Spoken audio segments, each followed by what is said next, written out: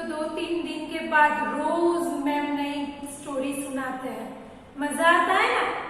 तो आज हम स्टोरी सुनेंगे कबूतर और कीड़ी। कबूतर यानी पिजियन, राइट, कीड़ी यानी एंट। अब चींटी, जिसे हम हिंदी में चींटी कहते हैं, कबूतर को कबूतर ही कहते हैं। तो ये स्टोरी है क्या? लास्ट टाइम हमने कृष्ण सुदामा जी की स्टोरी सुनी थी, तो वो भी हमारी फ्रेंडशिप पर थी, राइट। उसका वो स्टोरी का मोरल क्या था, बोध क्या मिलता था उस स्टोरी से, कि भाई हमें लाइफ में हम छोटे हैं या छोटे से बड़े बड़े बड़े जैसे बड़े होते, हमें फ्रेंड ऐसा बनाना चाहिए जो हमारे काम आए, और हमको भी हमारे फ्रेंड की मदद करनी चाहिए। कब? तो जब वो मुसीबत में है तब हमें हमारे फ्रेंड की हेल्प भी करनी चाहिए, राइट। वो श्री कृष्ण भगवान की भी स्टोरी हमने देखी थी। ये है पिजियन और एंट यानी कीड़ी और कबूतर की स्टोरी। इसमें भी ऑलवेज सबको पता है, कबूतर घोंसले में रहता है, पेड़ पर उसका घोंसला रहता है, या हमारे घर के थोड़ी सी जगह भी, छत पर थोड़ी सी जगह होती है, तो वहां वो सेफ देखकर अपना घोंसला बना देता है। और कीड़ी भी किस में रहती है? बिल में, छोटा सा उसका बिल जैसा होता है, वहां कीड़ी यानी एंट, चींटी रहती है। तो मुसीबत किसी पर भी आ सकती है। तो एक दिन वो बारिश बहुत हुई, तो एंट के घर में पानी घुस गया, तो वो पानी में डूबने लगी।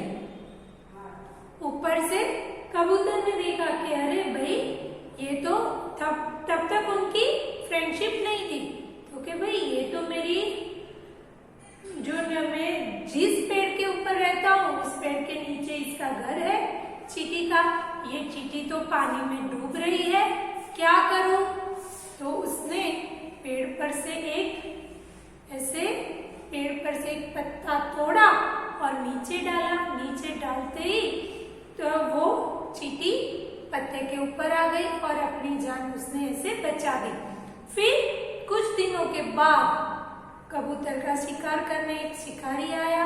उसने जैसे ही कबूतर को मारना चाहा, तो चींटी ने चटक से उसको बाइट कर दिया, तो कबूतर उड़ गया। ऐसे ये स्टोरी है। तो जो हमारी मुसीबत में हमको हेल्प करे, तो उसको भी हमें हेल्प करनी चाहिए। ये स्टोरी का मोरल वही है।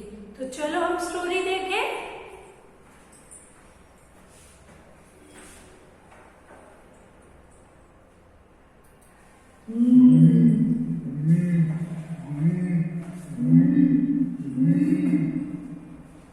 बाल दोस्तों, તમને કોક અવાજ સંભળાય છે ને? હા, ભાઈ આ પક્ષીને તો તમે ઓળખતા જ હશો, ખરું ને? તો કહો જોઈ, એનું નામ શું? કબૂતર, કબૂતર, કબૂતર. બસ, સાચી વાત. એ કેવું બોલે એની તમને ખબર છે? ખબર છે. શાબાશ, એકદમ આવું જ બોલે. તો આજે આવા એક કબૂતરની વાર્તા આપણે સાંભળીશું, ઠીક છે? તો સાંભળો. એક હતું કબૂતર, તે એક ઝાડ પર બેઠું હતું. ઝાડ પાસે થઈ એક નાનું ઝરણું પસાર થતું હતું, અને તે ઝરણાના પાણીમાં એક કીડી તણાતી હતી. કબૂતરે આ કીડીને તણાતી જોઈ. તેને થયું કે કીડીને બચાવી લેવી જોઈએ.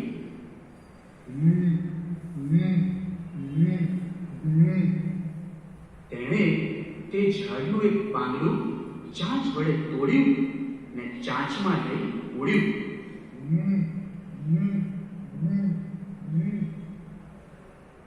કીડી જ્યાં તણાતી હતી ત્યાં ગયું ને પાંદડું ત્યાં નાખ્યું. પેલી કીડી તરત તે પાંદડા પર ચડી ગઈ ને પછી કબૂતરે ઉડીને ચાંચમાં તે પાંદડું લઈ લીધું અને ઉડતું ઉડતું પાછું ઝાડ પાસે આવી ગયું. ઝાડ નીચે પાંદડું મૂક્યું અને કીડી બચી ગઈ.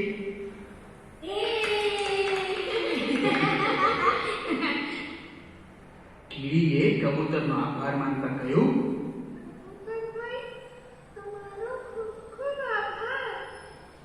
હા સાંભળી કબૂતર કે કીડીબેન, એમાં આભાર કેવો?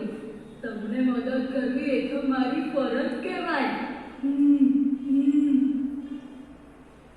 કબૂતરભાઈ, તમારા આ ઉપકારનો બદલો હું ક્યારેક ચોક્કસ વાળી થઈશ.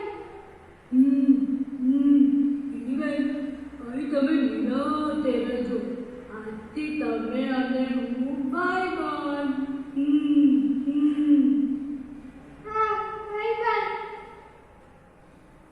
ને પછી કીડી અને કબૂતર ભાઈબંધ થઈ ગયા. રોજ મળે અને સુખ દુઃખની વાતો કરે. એક દિવસની વાત છે. કબૂતર હંમેશની જેમ ઝાડ પર બેઠું હતું. ઝાડ નીચે થોડેક દૂર એક શિકારી ઊભો હતો. તેના હાથમાં ધનુષ અને તીર હતા.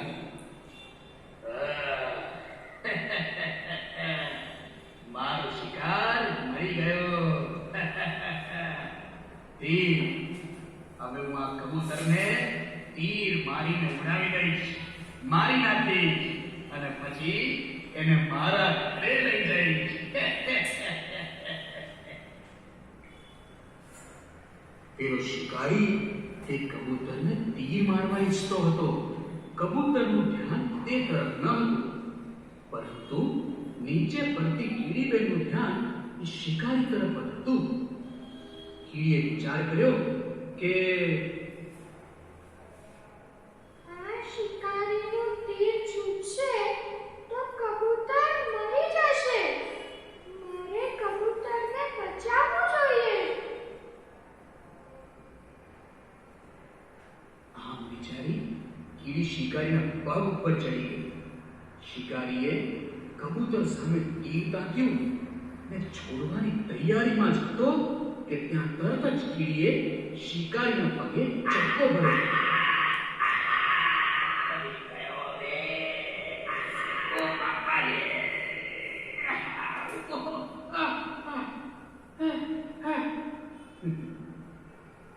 શિકારીનું તીર હાલી ગયું.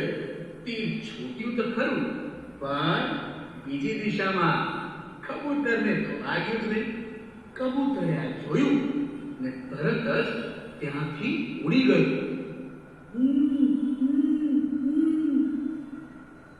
કીડીને મનમાં થયું, આજ કબૂતરભાઈ બચી તો ગયા. હા ભાઈ, કીડીબેનની આ મહેનતથી કબૂતરભાઈ બચી ગયા. આ રીતે કીડીએ કબૂતરના ઉપકારનો બદલો ચૂક્યો.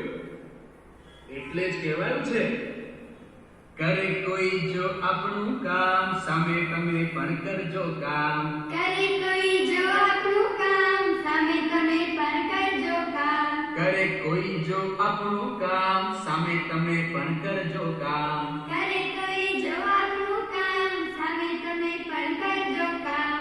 સારા કામનું સારું ફળ પામી જીવન કરો ઉજ્જવળ.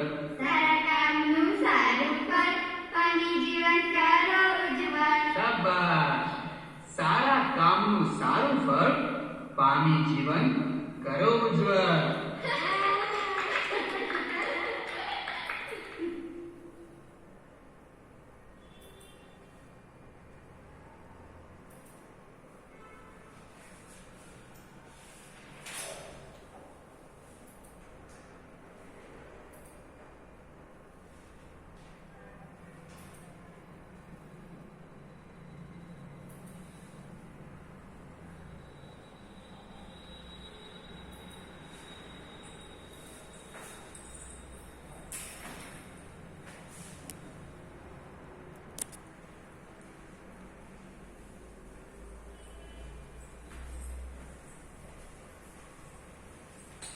चलो, एक बड़ी अच्छी स्टोरी हमने देखी ना। अब दूसरी स्टोरी, ये है लायन और रैबिट, यानी शेर और खरगोश की। भाई ऐसा नहीं होता कि जो दिखने में बड़ा होता है और जो दिखने में छोटा होता है तो ऑलवेज उन दोनों के बीच में फाइटिंग होती है या कुछ भी होता है, तो जो भारी शरीर वाला होता है तो वो ही जीतता है। वैसा नहीं होता। जीतता कौन है? तो जिसमें बुद्धि ज्यादा होती है वो जीतता है।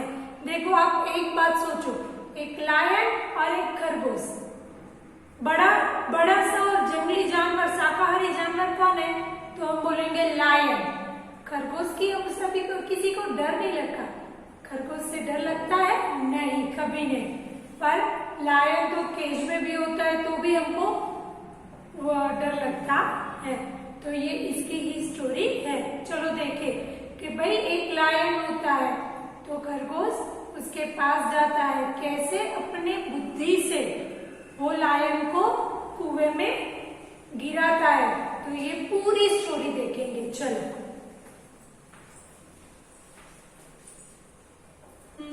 આ કયા કાળનું ચિત્ર છે? સાચી વાત, હા, સિંહ છે. તે ક્યાં રહે છે?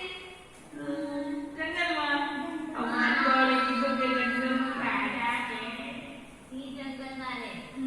બાળ દોસ્તો, તે બધા પ્રાણીઓમાં સૌથી બળવાન છે. તેથી તેને જંગલનો રાજા કહે છે.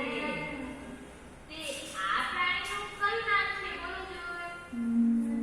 હા,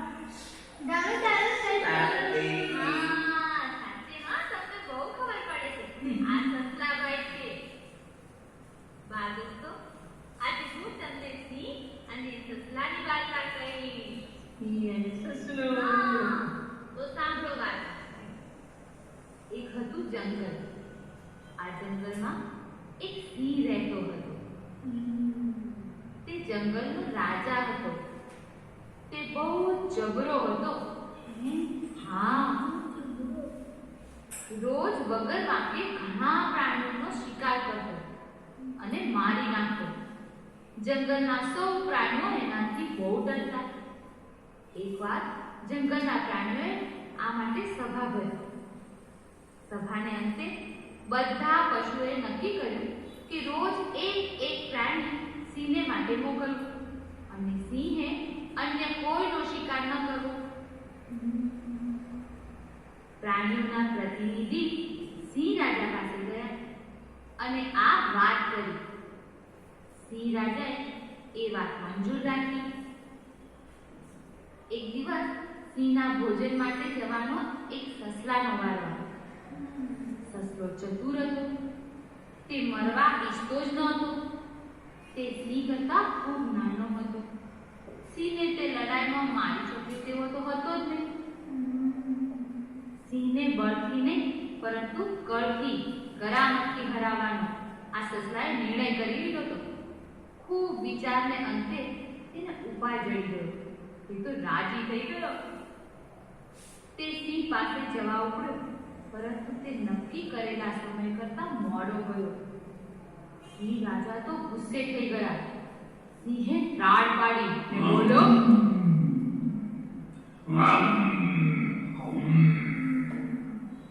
સસલા, અલ્યા સસલા, કેમ મોડો આવ્યો? મને ક્યારની ભૂખ લાગી છે. આ સાંભળી સસલો કહે, મહારાજ, હું તો ઘેરથી વહેલો નીકળ્યો હતો, પણ રસ્તામાં મને બીજો સિંહ રાજા મળ્યો. બીજા સિંહની વાત સાંભળી સિંહ રાજા બહુ ગુસ્સે થઈ ગયા ને રાડ પાડીને કહે, તું કોને સિંહ રાજા કહે છે? સિંહ રાજા તો હું છું. પછી સસલાએ આખી વાત ટૂંકમાં કહી. મહારાજ, રસ્તામાં એક બીજો સિંહ મળ્યો હતો. તે પોતાને સિંહ રાજા માનતો હતો. એ તમને ગાળો ભરતો હતો. એની પાસેથી છટકીને મારી સિંહ ગુસ્સે થઈને બોલ્યો, મને ગાળો બોલતો હતો. ચાલ, મને એની પાસે લઈ જા. સસલો સિંહને લઈને ચાલ્યો. આગળ સસલો ને પાછળ સિંહ. ચતુર સસલો ચાલે આગળ, વનનો રાજા ચાલે પાછળ. ચતુર સસલો ચાલે આગળ, વનનો રાજા ચાલે પાછળ. સસલો વનરાજાને એક કૂવા પાસે લઈ આવ્યો. સસલો કૂવો બતાવીને કે, મહારાજ, એ સિંહ તમને જોઈને આ કૂવામાં સંતાઈ ગયો લાગે છે.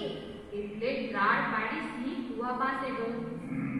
કૂવામાં ડોક્યું કર્યું એટલે અંદર પાણીમાં એને પોતાનું મોઢું દેખાયું. તે બતાવી સસલો કહે, જો મહારાજ, જુઓ, એ રહ્યો. સિંહે કૂવામાં જોઈને પૂછ્યું,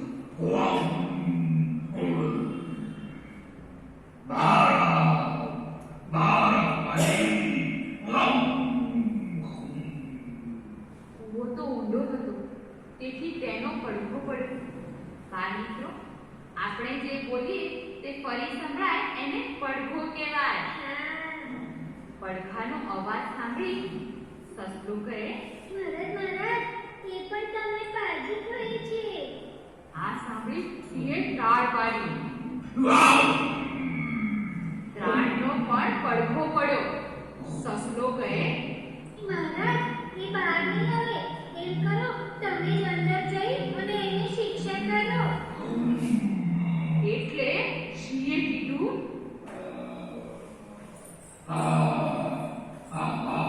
એમ જ કરવું પડશે. મારે એમ જ કરવું પડશે. ને સિંહે કૂવામાં કૂદકો માર્યો. તે પાણીમાં પડ્યો. બહુ ફાંફા માર્યા, પણ બીજો સિંહ ના જયો.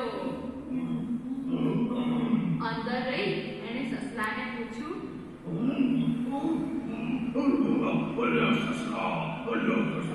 એ પાછી કોઈ નથી.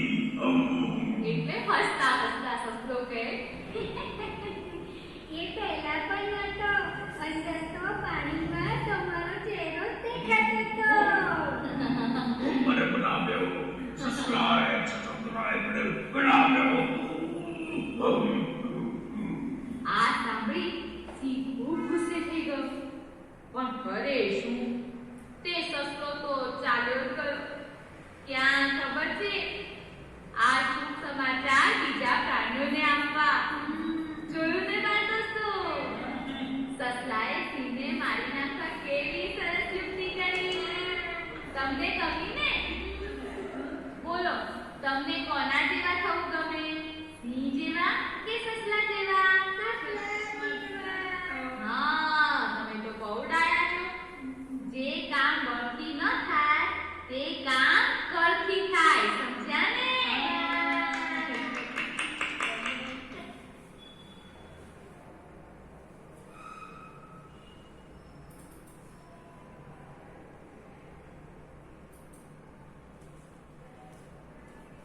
બાળ દોસ્તો, આ કયું પ્રાણી છે?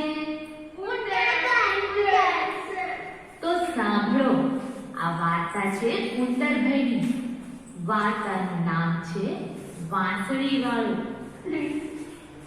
એક હતું ગામ. ગામમાં બહુ જ બધા ઉંદર હતા. તે અનાજ ખાઈ જાય, કપડાં કાપી નાખે અને રાત્રે કોઈને ઊંઘવા જ ના દે. ગામ લોકો તો મુખી પાસે ગયા ને ફરિયાદ કરવા લાગ્યા.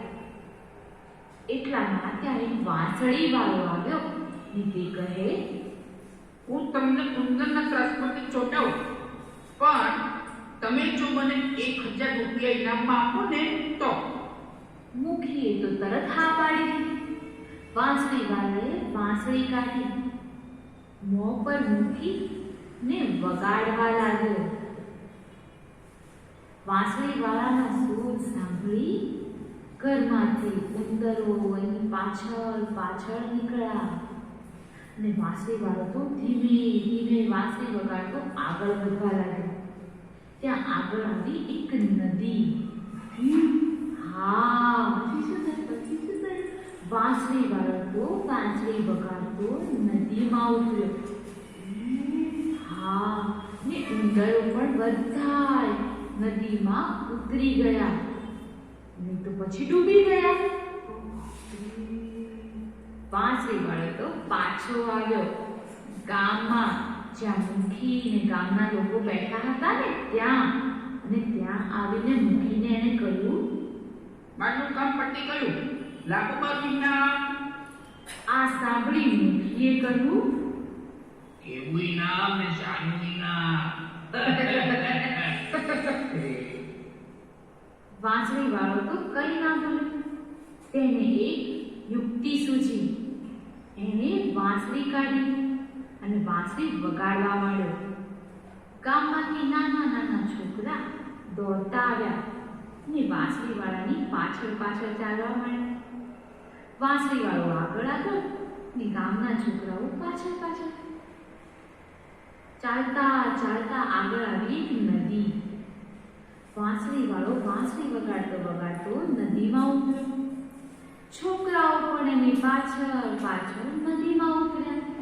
હવે પાછળ ગામ લોકો પણ આવતા હતા.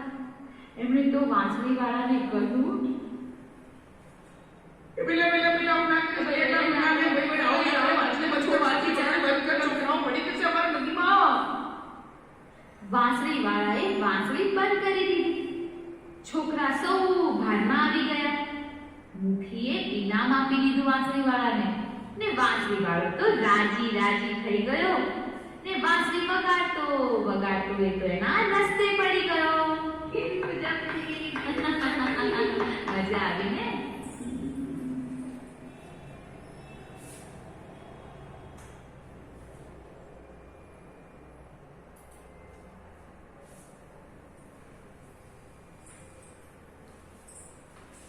चलो भाई, आज हमने ट्री स्टोरी देखी, राइट. नेक्स्ट टाइम फिर से अ से अहम तक मात्राओं के शब्द और वाक्य पढ़ेंगे, लिखेंगे. तो ट्री स्टोरी में बहुत मजा आया. उसके बाद दो तीन पीरियड के बाद फिर से एक स्टोरी देखेंगे, राइट. और आप सभी को आपका फेवरेट फेस्टिवल आ रहा है, राइट. कौन सा? 14 जनवरी, उत्तरायण. तो छत पर जाओ तो केयर करना और अच्छी तरह से धूप में अपना शरीर रखना. तो क्या है, अंदर की जो सर्दी है वो बाहर निकल जाएगी. फिर मम्मी जो लाई है, क्या लाई है? चीकी, सीम की चीकी, तल की चीकी. तो वो सब अच्छी तरह से खाना, राइट. और पतंग को भी पकड़ने के लिए यहाँ वहाँ दौड़ना मत. हम ना गिर जाए वो हमें केयर करना, आपको खुद करना पड़ेगा. कोई और नहीं करेगी आपकी केयर, कोई और नहीं करेगा. क्यों? अब आप थोड़े से बड़े हो गए हो ना, तो अपनी केयर खुद करो, राइट. और खाना भी हेल्दी खाओ. तो यहाँ हमारा पीरियड खत्म करते हैं. हरिओम. Thank you.